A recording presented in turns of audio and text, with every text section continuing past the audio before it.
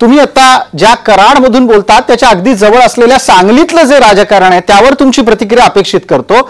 सांगलीत जे काही घडलं त्यावर शरद पवारांनी सुद्धा नाराजी व्यक्त केली। काँग्रेसला गृहीत धरलं जातं राज्यामध्ये, किंबहुना काँग्रेस फरफटतीये मवियामध्ये, असं एक निष्कर्ष निरीक्षण त्यातून व्यक्त होतं।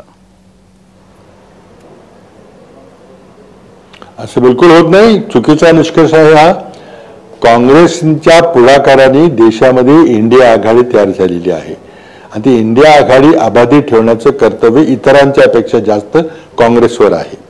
सांगलीमध्ये जागा वाटपामध्ये काही चर्चा झाली, स्थानिक कार्यकर्त्यांचा काही आग्रह होता, पण आपण लक्षात घ्या की पहिल्यांदाच महाराष्ट्रामध्ये 3 पक्ष हे जागा वाटप करत आहेत। पूर्वी आम्हाला 2 पक्षांना आघाडी करायचा अनुभव आहे, पहिल्यांदाच 3 पक्ष करतायत।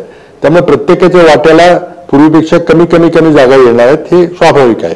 जेव्हा आपण इतरांना वाटा देतो तेव्हा काही आपल्याला पाहिजे असलेल्या गोष्टी देखील आपल्याला इतरांना द्याव्या लागतात। कुठेतरी गिव्ह अँड टेक, एखादं पाऊल पुढे एखादं पाऊल मागे घ्यावं लागतं।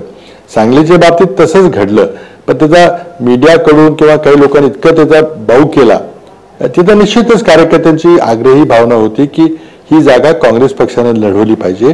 शिवसेनेची वेगळी भूमिका होती, त्याचं म्हणणं होतं की आम्ही काँग्रेसला कोल्हापूरची जागा दिलेली आहे तेव्हा आम्हाला एक मिळाली पाहिजे। त्यामध्ये काही फार तर्क नव्हता, निवडणूक जिंकण्याची स्ट्रॅटेजी नव्हती, परंतु तो शेवटी एकदा निर्णय झाला, शेट्टींच्याकडून झाला की आम्ही सर्वांनी तो मान्य केला।